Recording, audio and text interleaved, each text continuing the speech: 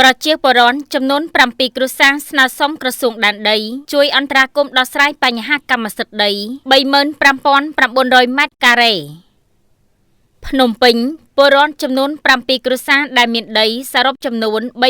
35,900 ម៉ែត្រការ៉េ ស្ថិតនៅក្នុងភូមិខ្វាសង្កាត់ដង្កោ ខណ្ឌដង្កោ រាជធានីភ្នំពេញ បានដាក់ពាក្យសុំឲ្យក្រសួងដែនដីនគរពាណិជ្ជកម្មនិងសំណង់ជួយអន្តរាគមន៍ដល់អ្នកអង្គការជាថៃហ៊ុននិងលោកជំទាវ ហុងដានីក្នុងការដោះស្រាយប្រាក់សំណងដីតាមគោលនយោបាយតាមលិខិតស្នើសុំដែលដាក់ជូនឯកឧត្តមឧបនាយករដ្ឋមន្ត្រីសែសំអាលកាលពីថ្ងៃទី14 ខែមីនាឆ្នាំ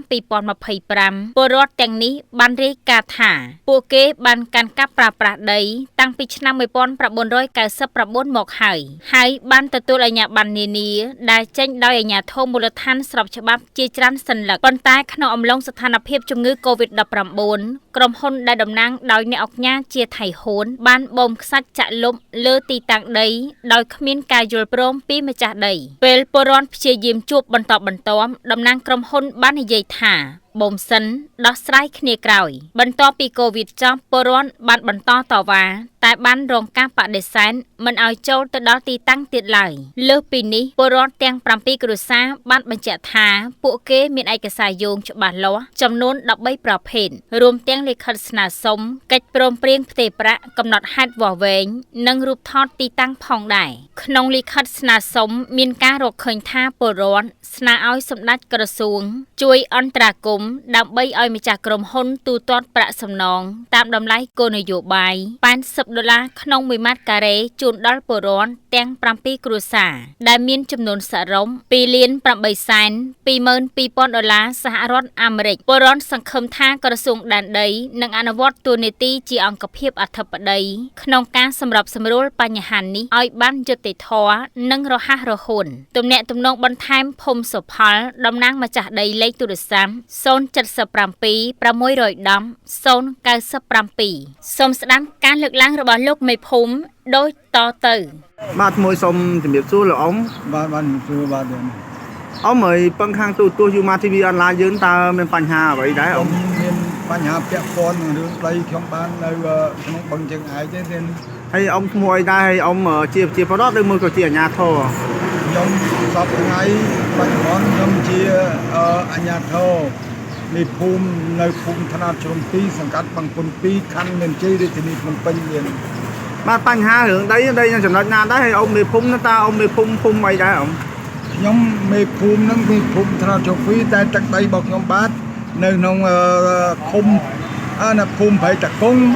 សង្កាត់ចាក់រៃលើបាទតើដីនឹងដីទីតាំងនៅទេណាដីជឿដីដែលមានបញ្ហារងថ្ងៃចំនួន7គ្រួសារដែលអ៊ំបានអញ្ជើញខាងទូទស្សន៍យើងមកតើដីនឹងនៅចំណុចណាដែរអ៊ំនៅចំណុចត្រង់នៅអតីតហ្នឹងពីដើមគេដាក់នៅសង្កាត់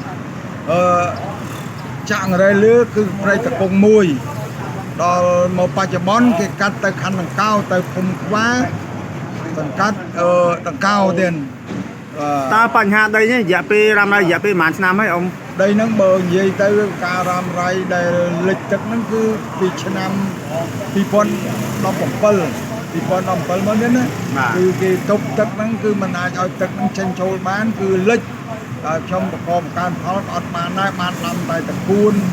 ឬធ្វើជាស្រូវធ្វើអីទៅអត់បានទេណាបានដាំតកួនកឆែតតែប៉ុណ្្នឹងទេ